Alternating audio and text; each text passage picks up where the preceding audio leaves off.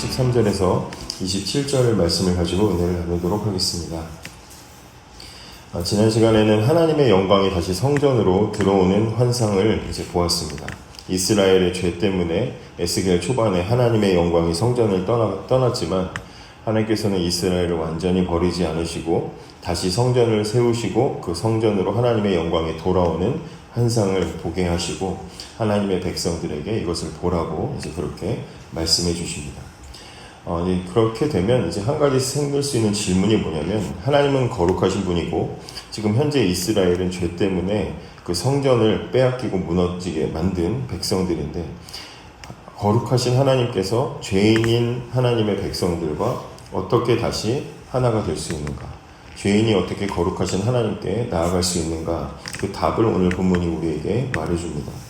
13절부터 17절까지는 제단의 크기와 구조를 설명해주고 있는데, 높이가 얼마고 너비가 얼마고 제단의 네 귀퉁이에는 뿔이 있고 층계가 어느 방향을 해야 되는지 하나님께서 하나하나 다 일일이 정하시는 것을 보게 됩니다. 성전을 정확하게 측량하셨던 것처럼 제단도 역시 정확하게 측량하고 계신다는 것을 봅니다.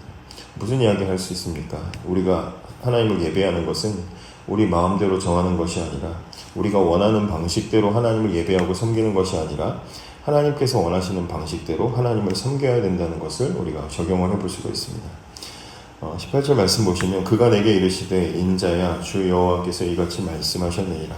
이 제단을 만드는 날에 그 위에 번제를 드리며 피를 뿌리는 규례는 이러하니라. 이렇게 되어 있습니다. 제단을 다 만들었다고 해서 바로 제사를 드릴 수 있는 것이 아니라 제단을 먼저 정결하게 해야 하는 그런 순서가 있었습니다. 근데 그 제단을 어떻게 정결하게 합니까? 피를 가지고 정결하게 해야 된다라고 말씀을 합니다. 그리고 이제 19절과 20절을 보시면, 어린 숫송아지를 속죄 제물로 삼게 하시고 그 피를 제단에 바르라고 이렇게 말씀하시죠. 20절 보시면, 내가 그 피를 가져다가 제단의 네 뿔과 아래층 네 모퉁이와 사방 가장자리에 발라 속죄하여 제단을 정결하게 하고, 그러니까 제단을 먼저 제물을 바치는 용도로 쓰기 전부터 그 제단에 피를 발라서 그 제단을 정결하게 하는 작업을 해야 된다. 어떻게 합니까? 네 뿔에다가, 제단의 네 귀퉁이와 뿔에다가 피를 바르는 방식으로, 사방에다가 피를 바르는 방식으로 제단을 정결하게 한다. 그렇게 하면 그 제단을 하나님께서 정결하게 받으신다는 것이죠. 근데 이건 여기에서만 나온 게 아니라 레위기 4장에 보시면 속죄제를 드리기 전에 이 하나님께서는 그렇게 하시도록 시킵니다. 그래서 레위기 4장 7절에도 보시면, 제사장은 또 그 피를 여호와 앞 곧 회막 안 향단 뿔들에 바르고, 그리고 송아지 피 전부를 회막 문 앞 번제단 밑에 쏟아라. 이렇게 되어 있습니다. 그러니까 피를 바르고, 그리고 그 제단 밑에다가 남은 피를 쏟도록 하나님께서는 하셔서 그 제단을 정결하게 하신다는 것입니다. 그러니까 구약의 제단에는 언제나 피가 묻어 있었겠죠. 피가 가득했을 것입니다. 죄인이 거룩하신 하나님께 나아가기 위해서는 죄의 문제가 정결하게 회복이 돼야 하기 때문에, 해결이 돼야 되기 때문에 피를 통해서 죄를 용서받지 않고서는 하나님께 나아갈 수 없다는 것을 명확하게 그 제단을 통해서 하나님이 보여주시는 것입니다.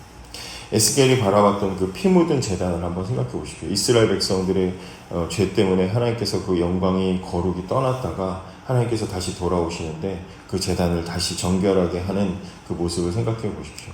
피로 다시 그곳을 채우고 그곳을 다시 피로 정결하게 하는 이제 그 모습들을 상상해 볼 수가 있습니다.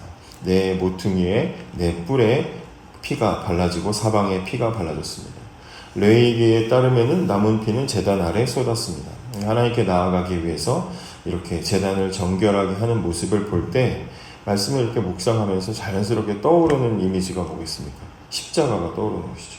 제단에 내 모퉁이에 피가 묻었던 것처럼, 오늘 본문이 그렇다고 말하고 있는 것은 아니지만 주님께서 매달리신, 죽으신 그 십자가에도 역시 피가 흘렀습니다. 가시 면류관을 쓰신 머리에 피가 흘렀고, 양손 못 박힌 손에 피가 흘렀고요. 못 박히신 발에도 피가 흘러서 십자가의 네 귀퉁이에도 피가 흘렀습니다. 구약의 제단 아래 남은 피가 다 쏟아진 것처럼 십자가 아래에서도 우리 구주께서 흘리신 피가 물들어져 있습니다. 구약의 제단에서도 또 십자가에도 피로 그것을 정결하게 하시는 것을 보게 되는 것이죠. 그런데 구약의 제단과 십자가에는 아주 결정적인 차이가 있습니다. 어떤 차이가 있습니까? 구약의 제단은 한 번만 정결하게 하지 않습니다. 오늘 보시면 22절에 다음날 다시 숫염소 한 마리를 속죄제물로 드려라.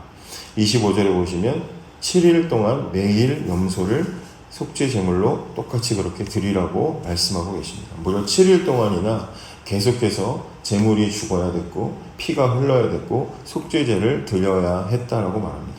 왜 그렇습니까? 짐승의 피로 드리는 제사는 완전한 속죄를 이룰 수가 없기 때문이죠.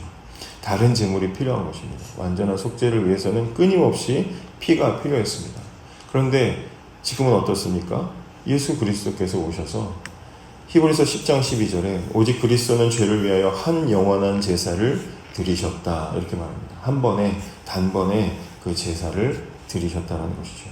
구약의 제단에는 오늘 제물을 드리면 내일도 제물이 필요했지만 십자가에서는 구주께서 달리신 이후에 더 이상 제물이 필요하지 않다는 것입니다. 그래서 더 이상 우리에게는 예수를 믿는 저와 여러분에게는 더 이상 숫, 송아지나 염소가 필요하지 않습니다. 이제 완전한 제물이 되어주신 예수 그리스도의 피로 하나님께서는 충분히 그것을 받으셨기 때문이죠. 다시 본문으로 돌아가서 7일 동안 제단을 정결하게 하시고 8일째가 되었을 때 어떤 일이 있습니까? 27절에 보시면 이 모든 날이 찬 후 제8일과 그 다음에는 제사장이 제단 위에서 너희 번제와 감사제를 드릴 것이라. 그리하면 내가 너희를 즐겁게 받으리라. 이렇게 말씀하십니다. 하나님께서 단순히 제물을 받으신다고 말씀하시는 것이 아니라 즐겁게 받겠다라고 하셨습니다. 이게 바로 예배자가 얻을 수 있는, 예배자가 누릴 수 있는 특권이고 은혜입니다. 우리가 하나님께 받아들여지는 것은 우리가 착하거나 우리가 예배를 잘 준비했기 때문이 아니라 우리를 위해서 그리스도께서 피 흘려 죽으셨기 때문이죠. 그 구주의 피를 대신해서, 그 생명을 대신해서 우리를 대신해 십자가의 제단 위에서 생명을 바치신 그 구주의 생명 때문에 우리는 기쁘게 즐겁게 하나님께 나아갈 수가 있게 되는 것입니다. 이제 더 이상 그 제단 위에 염소나 송아지를 올릴 필요는 없습니다. 이제 그 제단 위에 올릴 것은 뭡니까? 구주를 믿고 살아가는 그리스도의 은혜를 받은 저와 여러분의 삶을 그 제단 위에 올리며 살아가야 되는 것이죠. 예배뿐만 아니라 우리의 가정과 우리의 일터와 모든 삶의 순간들을 다 담아가지고 예배의 자리에 나와서 그 제단 위에 올려드리는 것이 로마서 12장 1절에서 말하는 우리가 드릴 영적 예배가 되는 것입니다. 여러분, 에스겔이 본 제단에는 피가 묻어 있었습니다. 또 우리가 바라보는 그 제단에는 단번에 자신의 몸을 들이신 그리스도께서 그 제단에 계셨습니다. 그 피가 우리를 깨끗하게 씻었고 정결하게 했습니다. 그래서 하나님은 저와 여러분을 즐겁게 받으시겠다라고 말씀하셨습니다. 그렇기 때문에 우리가 오늘도 이 땅을 살아가면서 우리가 의지해야 될 것은 다른 것이 아니라 예수 그리스도의 십자가를 의지하며 하나님께 나아가고 우리를 즐거이 받아주시는 그 은혜에 감사하면서 우리의 삶을, 우리의 몸을 모든 것을 다해서 하나님께 드리는 영적인 예배자의 삶을 살아가는 저와 여러분이 되기를 바랍니다. 기도하겠습니다.